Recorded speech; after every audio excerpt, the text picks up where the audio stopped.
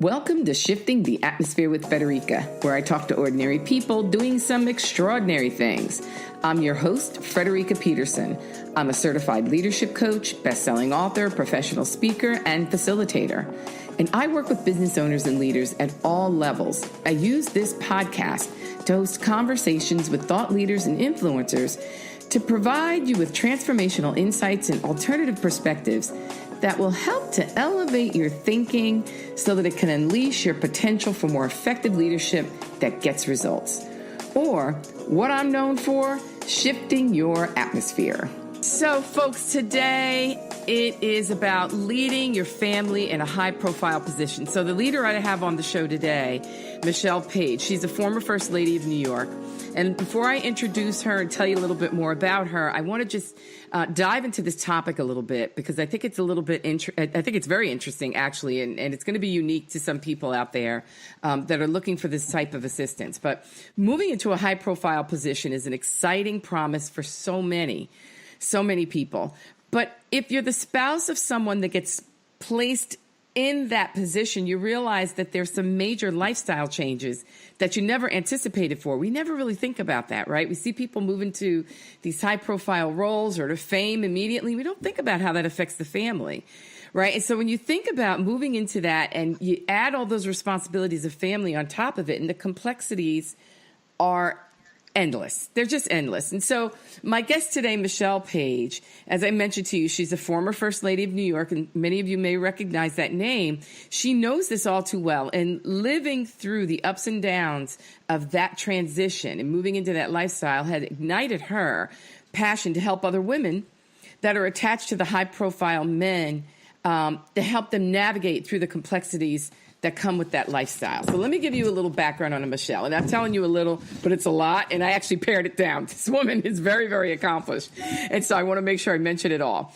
So the former first New York State First Lady Michelle Paige, she's the founder and CEO of MRP Global Relations Incorporated. It's an organization that offers professional coaching to women affected by the stress of being under the public eye.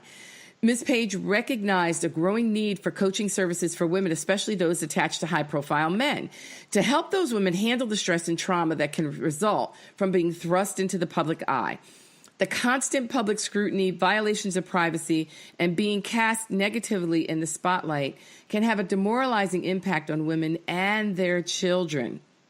Now, before starting MRP Global Relations, she served as the Director of Community Relations, Program and Corporate Events at Emblem Health, where she provided support for the state's growing population of unpaid family caregivers who administer care daily for their loved ones. And she assisted those individuals by providing them with the resources through a variety of services, programs, and initiatives to help ease the burden of caregiving. Now, Ms. Paige is a member of the Links Incorporated, a national women's organization that enhances the quality of life programs in communities across the country. Her community service activities include assisting victims of domestic violence, and she spent 3 years as an on-call volunteer at St. Luke's Roosevelt Hospital, where she counseled injured domestic violence victims in the emergency room about the services available through various hospitals and state government programs. Ms. Paige has an MS in Health Services Management from Milano Graduate School in New York City and a BA from Syracuse University. And she recently received her professional certification in executive leadership coaching from Rutgers University. Michelle, oh, that was a mouthful. That was only a small snippet, but we're going to find out much more about you on the show for those of you that are not familiar with you. But welcome to Shifting the Atmosphere with Frederica. I am so excited to have you on the show. Thank you. I'm excited to be here. Yes, this is great. Michelle and I actually connected at an event, and I heard her speak and just talk a little bit about what she's doing, and I honed right in. Wait a minute. I got to get you on my show. You are absolutely shifting the atmosphere for so many, and it's so interesting what you do. And with that being said, and it's the thing that I have everyone do when they come on this show, very first thing, is tell us about the journey that brought you to the place that you are today. So how did you get here helping these women in high-profile positions or married to people in high-profile positions? How did you get there? Well, like you mentioned, I was the former first lady. My husband was David Patterson, which a lot of the listeners might not have gotten from my name because I Yes. go by Paige now. Yes, yes. But it was David Patterson, and you may remember, you may not remember how he became governor. Eliot Spitzer was actually the governor at the time. And then, there was a big scandal with him. And so David was the lieutenant governor. And so he became the governor of New York for 3 years. Yes. And so it was a total life change for my family.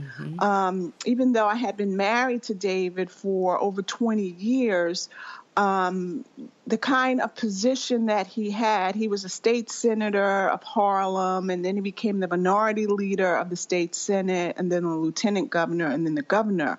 But in those other roles, our family, I had my career, he had his career, and just, like any other family, raising your children.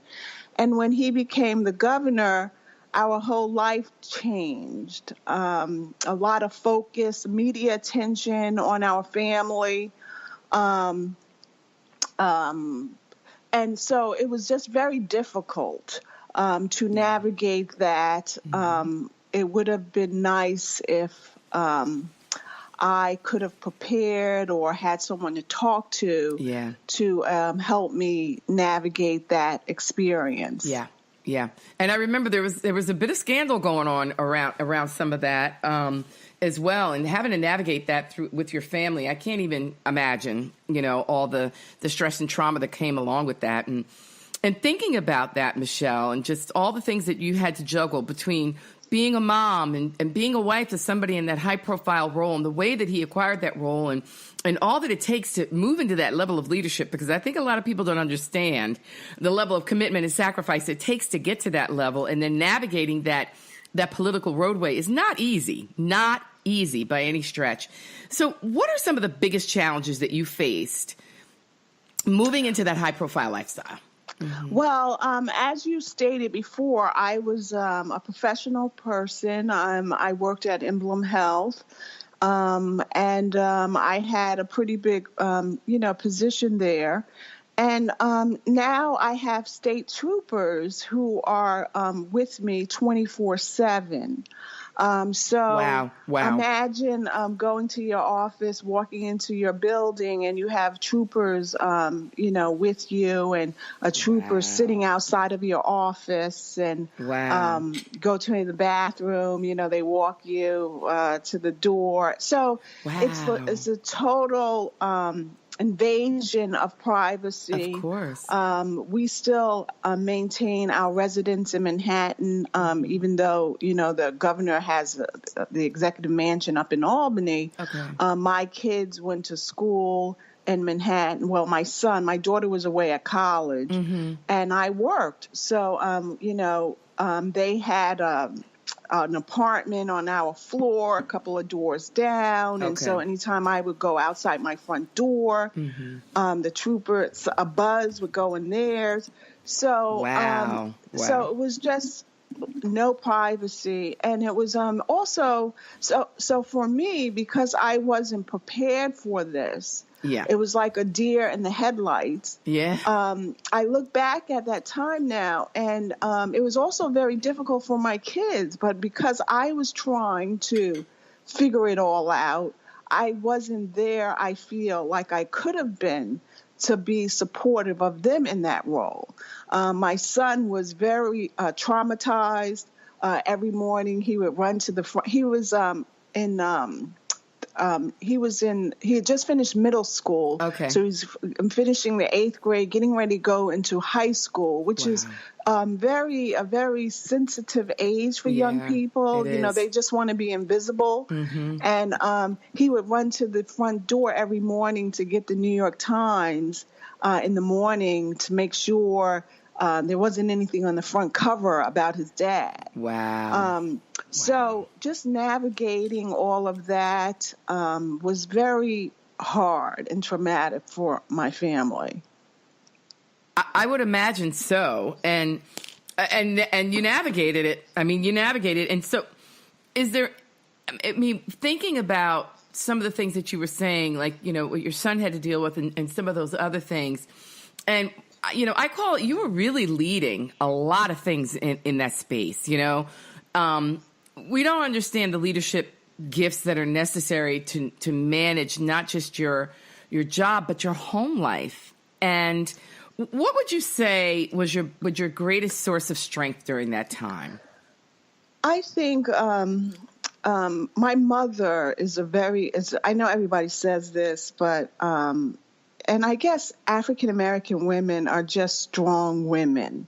And so my mother raised 2 kids by herself, a single mom. And so I saw, I got my strength from her.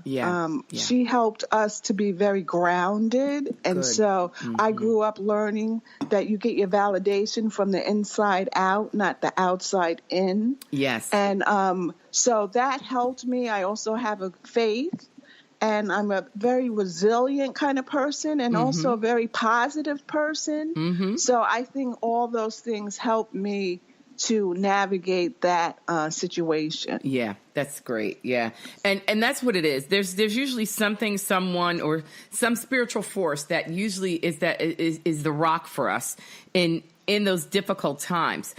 And so thinking about that, is there anything that you would have done differently to prepare for that role, looking back on the experience now? Definitely. Yeah. I would have sought out other women who had been in that space. Okay. And gotten advice from them. Okay. And also looked for a coach. I think, which is something I'm doing now in this new business, coaching women who are in that situation, because things come up that you could never even think of. And I think a professional coach could have definitely helped me in that, going through that experience. Yeah, absolutely. And I don't know that it was prevalent then, the coaching, right? Yeah, I don't think it's something that people think about right away. Yeah. And even now, we have all these different coaches and that kind of thing, but I don't think anyone thinks about a coach who could help them in a situation like this. It's so true. And it's so applicable.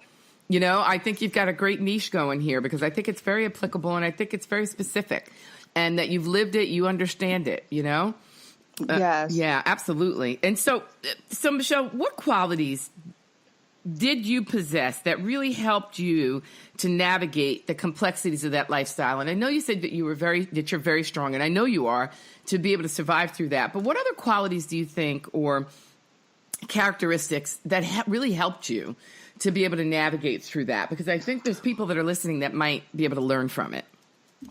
Well, I think of a situation that happened to me when I was in that experience. Okay. A lot of times, I remember Cindy Adams had organized a luncheon for me.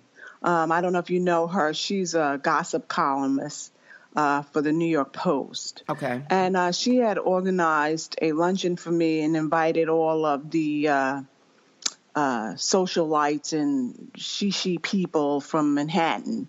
And it was during the General Assembly, which is a time in New York, in Manhattan, that's very crowded and congested, and the traffic is horrific.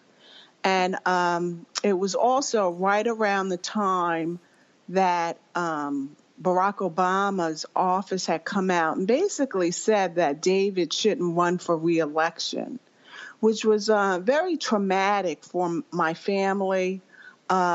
I felt, that was during, David became governor in 2008, which was right at the height of the mortgage crisis. Wow. And, so he came in and he had to really make some hard decisions to keep New York going. Yeah. Some states didn't fare so well. Okay. New York really did well because David made the hard decisions and made the cuts that he had to. Well, because of it, he wasn't that popular. Okay. And so I remember walking into the lobby of Cindy Adams' building, and all these reporters were there to ask me what I thought about what Barack Obama had said. Okay. Now, that put me in a very difficult position. Oh, yeah. Awkward at because, best. you know, as an African American, you don't want to say anything bad about the first African American president. Right. Even though I was heartbroken that they came out and did this to David. Mm-hmm. And so one of the things that I learned about myself being in that spot was that I never really considered myself a politician, but I had to be a politician that day. Yeah. I hear you, man. I hear you.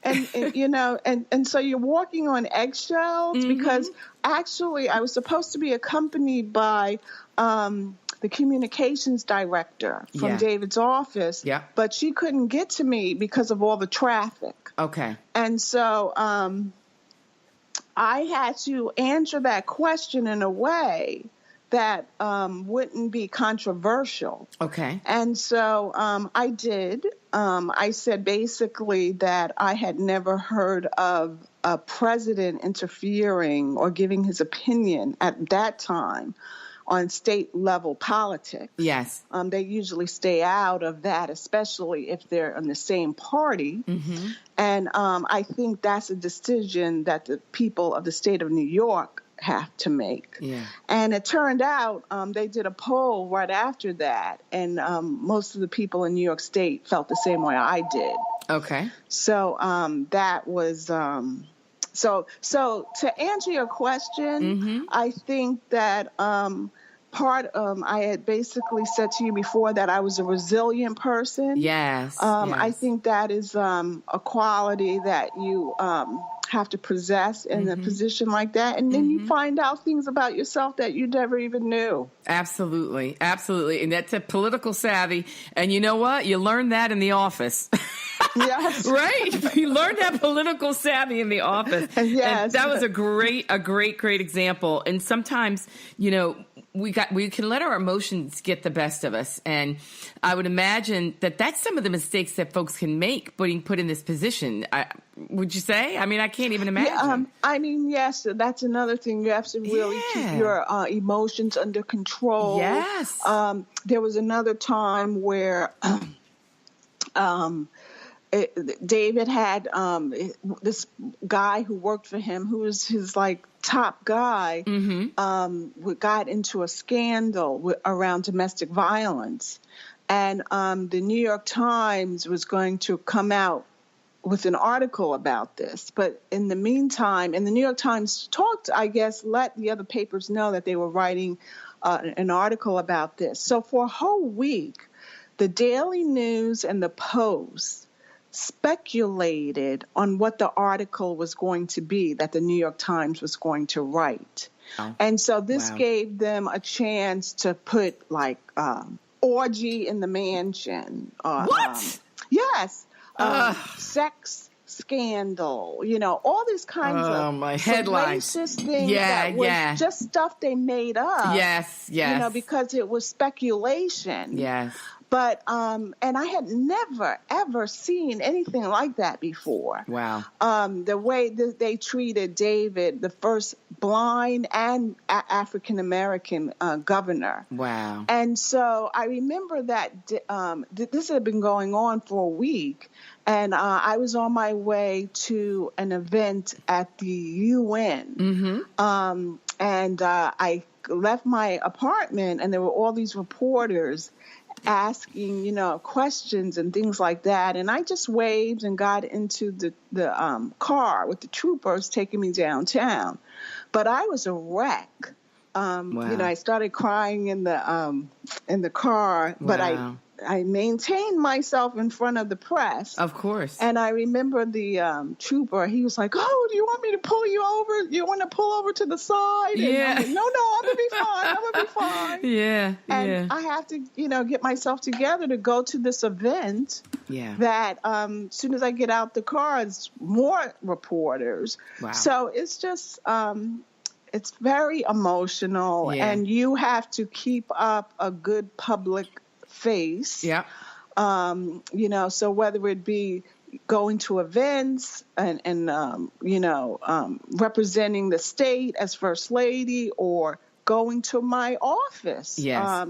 People read things in the paper that day, and you see them on the elevator staring and whispering, and you have to conduct yourself like, everything's normal. Yep. So yeah. I mean, listen, and we can all relate to that, but on a much, much less visible level. So I can't even imagine, But there are women that's in the situation that's not so high profile. So say, for instance, Comey's family, the FBI director, how he was fired by Trump, his family, I'm sure, were devastated after that when he got fired. I'm sure there were reporters in front of his steps. And he had to navigate all of that. His family had to navigate all of that, his children. And I'm sure they never expected anything like that. So, sometimes you can't prepare for these things. Absolutely. I mean, and then Twitter on top of all that, which is just ridiculous to me. But all the social media. Oh, for the love of goodness. So I feel for his children, too. Yeah, I totally got you. Well, I want people to know, Michelle, how to get in touch with you, because somebody's going to hear this show and hear about you, and I want to make sure that they can connect with you. So could you take a minute to just tell people how they can connect with you? Yes. My email address is info@MRP, Michelle Renee Paige, MRP Global Relations with an S.com. Okay. Do you have a website? Yeah, the same thing, www.mrpglobalrelations.com. All right. So now we know how to get in touch with you. Yes. Okay. We'll be back in just one moment. Hey, listeners, this is Federica. Thanks for listening to my podcast. I upload new shows here every week, and you can catch all my past episodes from season 2 right here on this podcast station. If you subscribe to my channel, you'll get notified when I upload new shows and when I go live. So to find out more about me, you can visit my website at www.fredericapeterson.com. Here, you'll have access to my latest blogs, information on upcoming guests, all my live events, and so much more. You can also receive periodic updates directly from me by subscribing to my newsletter. I'd love to hear from you, so drop me a note and let me know how I'm doing. You can also follow me on Facebook, Twitter, Instagram, and LinkedIn, all accessible from my website. Thanks for helping me shift the atmosphere. So I want you to share how this high-profile life impacted your family life and your social circles, because I'm sure there was a lot that was impacted through this appointment. Yes. Yeah. You think you really get to see who your friends are when you're in a position like that. And I had some things that happened to me that weren't so nice. I remember one month we were going through this really difficult media cycle. Being in that position, I realized, you hear this kind of thing, but when it happens to you personally, you really get it. That the press is really about selling papers. It's about making money. And so a lot of times they don't fact check things that they write. It's really just salacious to write papers, to sell papers. And so this was what was going on when David was in office. And I remember writing an email to a group of friends and telling them, that this was not true and this was going on. And someone from the group forwarded that email. I did it while I was working at Emblem, actually, during the day. And someone from that group forwarded that email to this reporter in Albany, who then wrote a story about it. Wow. And said that I was using company email. Oh, Lord. to do personal things, and then called up my company to ask them what they were going to do about it. Oh my God. That's terrible. Yes. Of course, Emblem was very supportive of me. And, Okay, good. They said, everyone every now and then Yes. uses company email Of to do course. personal things, and we're not Yes. doing anything about it. Right. And, please don't call here anymore, regarding this. But this is the kind of stuff that the press does to cause, problems and to write articles. That's terrible. That's terrible.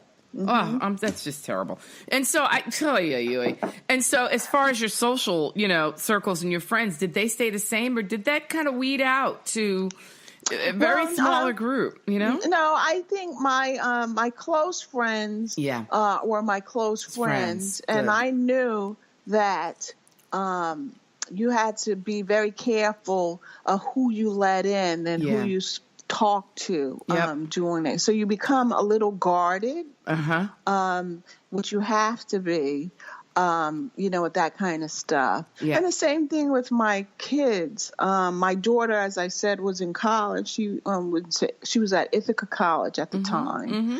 And so she and her friends would come to the mansion for the weekend, that kind of thing. And young kids are just, they don't think sometimes. And one of Ashley's friends put her on her Facebook page that she was going to go to the executive mansion that weekend, and they were going to do Jell-O shots. Oh my God. Are you serious? Oh my goodness. And some reporter picked that up and wrote a story about it. So, so your kids are living in a fishbowl. Everything they do, they have to think about it. They have to tell their friends that are friends with them to be very careful about what they say and what they write, and that kind of thing. So, it was an experience for them growing up. They learned firsthand. They saw firsthand some of the things that go on. Yeah. Yeah. Wow, that's something. Okay, so let's flip this to a more fun side. So, I did a little research on you, and I saw a lot of amazing pictures of folks that you were with, and including, it looked like the Queen of England. I'm not really sure if that's who that was, but yeah. So, yes, we met the Queen of England, Queen Elizabeth. I met Prince Harry. Oh, my goodness. It was very lovely. I think the Queen Elizabeth was very intrigued with David. Oh. Because her father had a handicap. He stuttered. Okay. And he actually became the king because his brother, who was supposed to be the king, advocated the throne. Oh. Because he fell in love with an American woman who was an actress and who had been married before. And back then, you couldn't be king if you wanted to be with someone like that. Look how life has repeated itself. Yes, right? My gosh. And so he advocated his position. And so Queen Elizabeth's father became the king. Wow. So she, I think, related to David, being how he was thrust into the position, and he had he was blind, legally blind, and it was just a nice opportunity to meet the Queen. Yeah. Okay. I can hear it in your voice. It sounds like a really amazing time in your life. And I was going to ask you, I'm sure you've met some amazing and interesting people along your way, especially in that journey that you were on. And would you say, is there anyone that had a really lasting impact on you? Is there anyone? I met so many people. The person who really, who when I think about that time, is I think about that when I met Queen Elizabeth. Okay. Yeah. Yeah. I would imagine that. Yeah. I was going to ask you about that because that picture is so amazing. If you guys go out and Google her, you'll find that picture. It was amazing. Oh, it was great. So what are the top 3 lessons you learned in your journey? You know, what are the top 3 things that you learned going through this experience? A couple of things. Can't trust everyone. People you think are your friends, not necessarily your friends. Make sure that your kids are safe. You know, make sure you engage them, you talk to them, you find out what's going on with them. And also make sure that you and your husband are on the same page.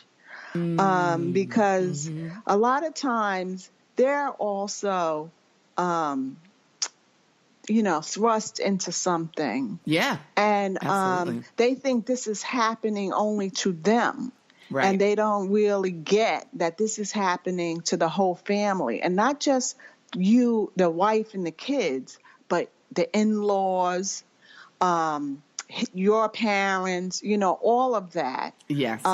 So, every couple of, maybe once a month, you should have like a family discussion about what's going on and trying to be supportive of each other, and just so you can get a clearer picture of what is happening. Yes. That is something I definitely wished that I had known to do. Yeah, communication. That's what I'm hearing. Communication is key.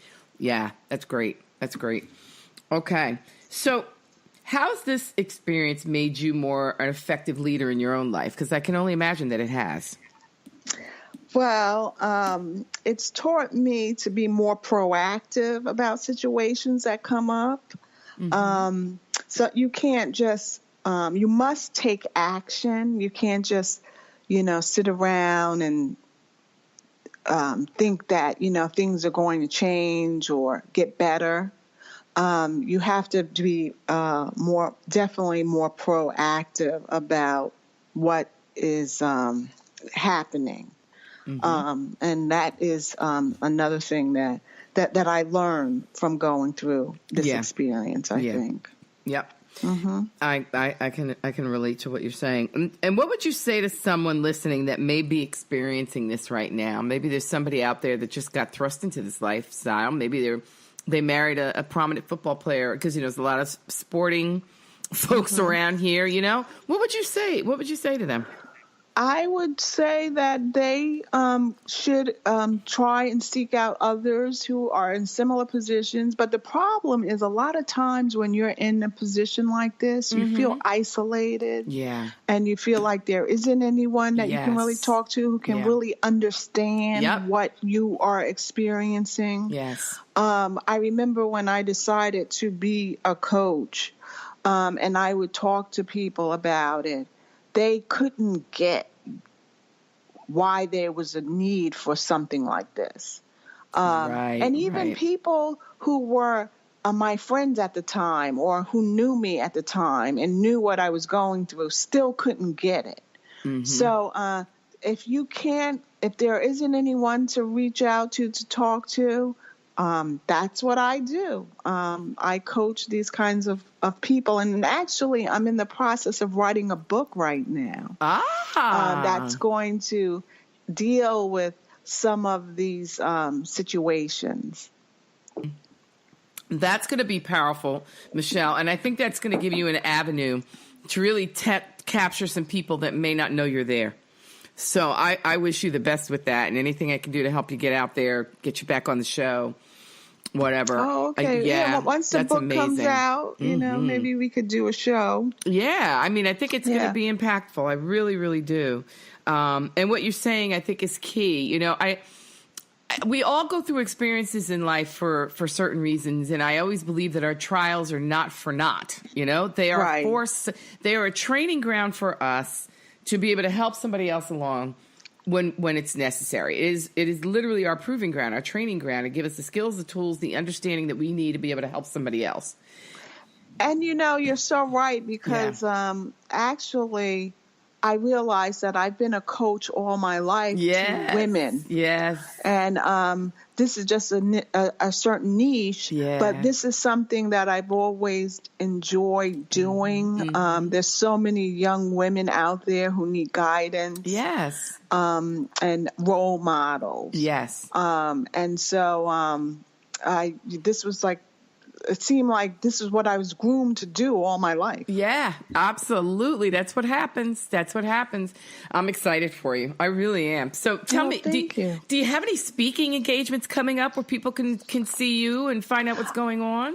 Actually, I had some coming up. I'm part of this organization that's helping me get speaking engagements around the country. Okay. But because I've been focusing on this book, I've kind of put that on hold for now. Okay. Understood. Oh, they're going to be very helpful for you when you get the book out there. Yes.